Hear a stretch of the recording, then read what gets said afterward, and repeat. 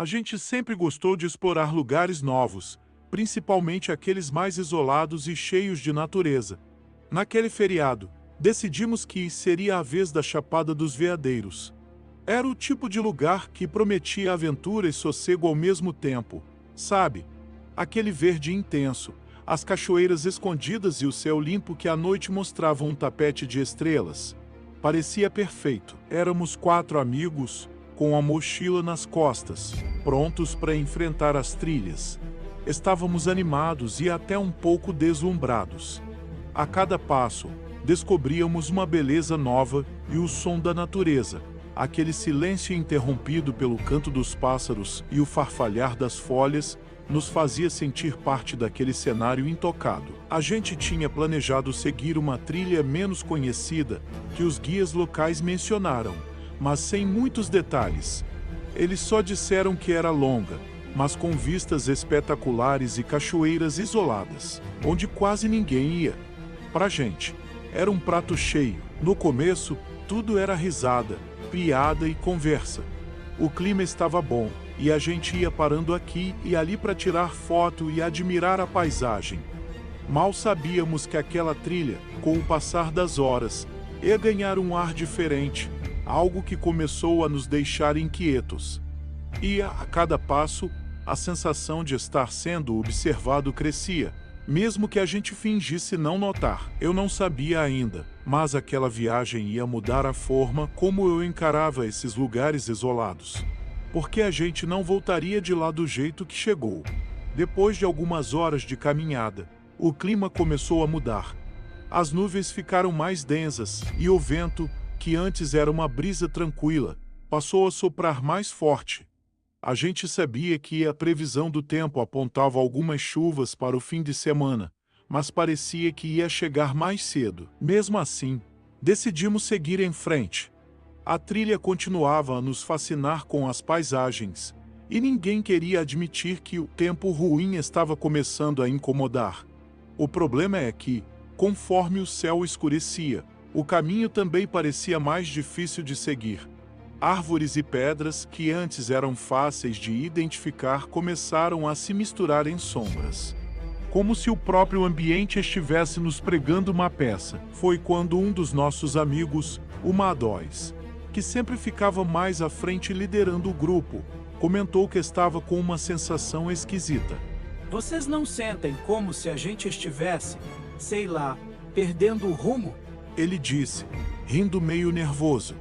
Tentamos brincar, dizendo que ele estava sendo dramático, mas lá no fundo, todos sentíamos algo parecido. Continuamos andando, mas as risadas diminuíram, e o que antes era uma trilha cheia de beleza, foi se tornando mais pesada. Uma sensação estranha começou a tomar conta de cada um de nós. Era como se o lugar tivesse ganhado uma nova face, algo sombrio, que estava escondido debaixo daquele verde exuberante. Foi só o começo do que seria uma noite cheia de surpresas. O vento aumentou, e com ele a nossa inquietação. A trilha, que antes parecia clara e convidativa, agora parecia nos engolir em cada curva. Em algum momento, Madóis, que seguia à frente, sumiu de vista. Não era incomum ele se distanciar um pouco.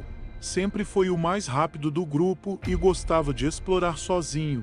Mas, depois de um tempo, a ausência dele começou a nos preocupar. Chamamos por ele algumas vezes, sem resposta.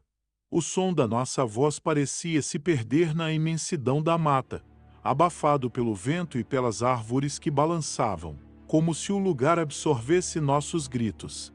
A sensação de estar sendo observado, que antes era apenas um incômodo, agora se transformava em pavor. Começamos a andar mais rápido, tentando alcançar Madóis. Cada vez que chamávamos por ele, o silêncio depois do nosso grito parecia mais pesado, como se a floresta se fechasse ao nosso redor. Finalmente, paramos. Ele não estava à vista e o caminho à frente parecia menos familiar a cada passo que dávamos. Foi quando encontramos algo estranho. A mochila dele, encostada ao pé de uma árvore, como se tivesse sido deixada ali com cuidado. Ao redor, marcas de pegadas, mas nada que mostrasse para onde ele tinha ido. Aquilo gelou a espinha de todos nós. Era impossível ele simplesmente largar as coisas e desaparecer daquele jeito. Um de nós sugeriu voltar para o ponto inicial e pedir ajuda, mas a ideia de deixar Ma2 ali, sozinho, era assustadora. A noite estava se aproximando e sabíamos que o tempo estava se esgotando. Mesmo com medo, decidimos nos dividir para tentar cobrir mais área. Não podíamos abandonar um amigo. Ainda não sabíamos, mas estávamos prestes a entrar numa escuridão muito maior. A noite caiu rápido, e com ela veio um frio inesperado. Divididos em duplas, nos afastamos um pouco uns dos outros para cobrir mais terreno.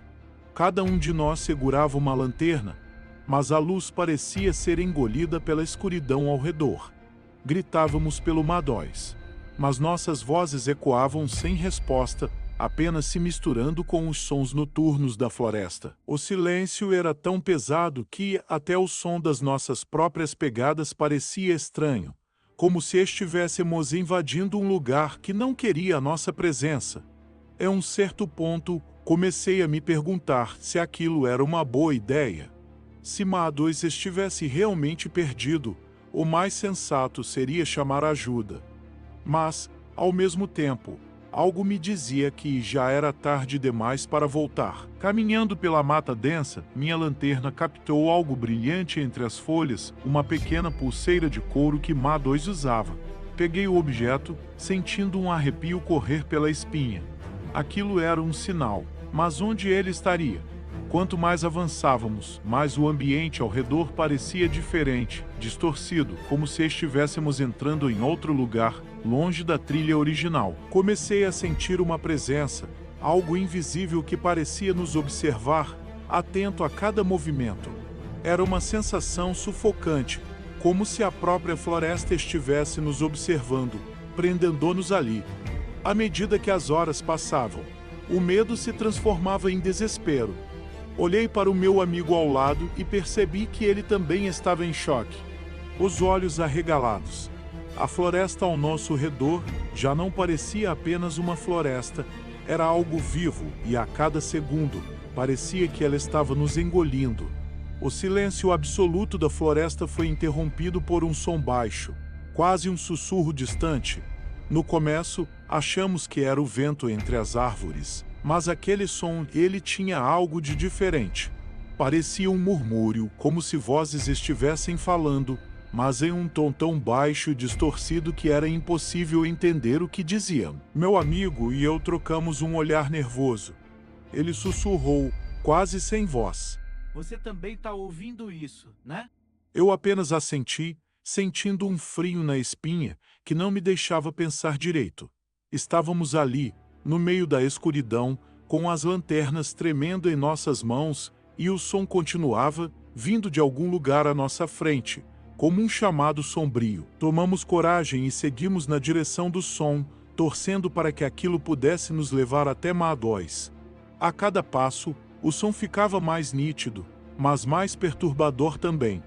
A floresta parecia mais densa, as árvores mais próximas umas das outras, como se estivessem tentando nos impedir de avançar. De repente, ouvimos uma risada fraca, quase como a de uma criança, mas distorcida, ecoando no meio da mata. Aquilo me paralisou. Olhei ao redor, tentando entender de onde vinha, mas a risada parecia estar em todos os lugares ao mesmo tempo. Meu amigo começou a chamar pelo Ma2 de novo, gritando com desespero, mas apenas o silêncio voltou como resposta. Foi ali que a gente percebeu que não estávamos sozinhos e que o que quer que estivesse na floresta, seja lá o que fosse, parecia estar nos observando com uma curiosidade quase perversa. Estávamos presos entre a esperança de encontrar Ma2 e o terror de não saber o que mais se escondia naquelas sombras. A cada passo, a floresta parecia nos puxar para mais fundo, como se nos prendesse. O som desapareceu de repente, deixando-nos imersos em um silêncio ainda mais assustador. Foi então que minha lanterna captou algo no chão.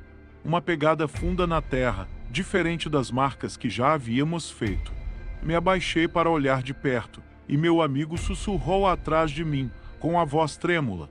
Será que medo Matóis? As pegadas se estendiam pela trilha, mas de um jeito desajeitado, como se ele tivesse tropeçado ou corrido desesperado. Seguir aquelas marcas era arriscado, mas era a única pista que tínhamos. A cada nova pegada que encontrávamos, um misto de alívio e terror nos tomava. Madóis poderia estar ali por perto, mas a possibilidade de que algo o estivesse perseguindo também era cada vez mais real. Texto padrão: a trilha nos levou até uma pequena clareira onde o chão estava repleto de folhas secas e galhos quebrados, como se algo tivesse passado por ali em desespero. A lanterna captou um pedaço de tecido, preso a um galho, e reconhecemos imediatamente. Era da camisa que Ma2 estava usando. Eu segurei aquele pedaço, sentindo um aperto no peito. Ele estava próximo, mas algo parecia impedir que conseguíssemos encontrá-lo. Foi então que ouvimos novamente aquele sussurro, mais próximo, mais claro, como se alguém estivesse ao nosso lado, murmurando algo incompreensível. Uma sensação de desamparo tomou conta de nós, e percebi que nossa busca tinha se transformado em algo maior do que simplesmente encontrar nosso amigo.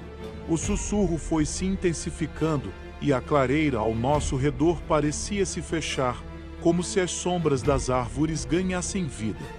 Cada folha que se movia no chão, cada galho quebrado, parecia um sinal de que algo invisível nos observava. Foi quando meu amigo arregalou os olhos e apontou para a borda da clareira. Lá, entre as árvores, vimos uma figura. Era Ma2, ou pelo menos parecia ele. Estava parado, imóvel, olhando para nós com uma expressão vazia, quase como se não nos reconhecesse. Sua pele estava pálida e os olhos, que antes eram cheios de vida, agora pareciam opacos. Chamamos por ele, mas ele não respondeu. Ficava lá, apenas nos observando como se fosse uma sombra de si mesmo. Tentei dar um passo à frente, mas algo no olhar dele me congelou no lugar. A floresta, o sussurro, o silêncio pesado, tudo parecia nos empurrar para trás.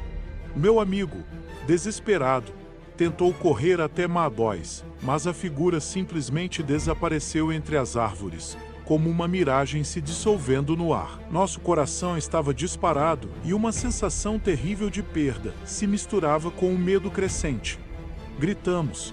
Chamamos por ele até perder a voz, mas a floresta devolveu apenas o silêncio, como se tivesse absorvido Ma2 completamente. Era como se a Chapada dos Veadeiros tivesse levado nosso amigo para um lugar onde não poderíamos alcançá-lo. Naquele momento, soubemos que nossa busca tinha terminado ali. E mesmo depois de tanto tempo, ainda ouço aqueles sussurros na minha mente, como se a floresta nunca tivesse realmente nos deixado sair.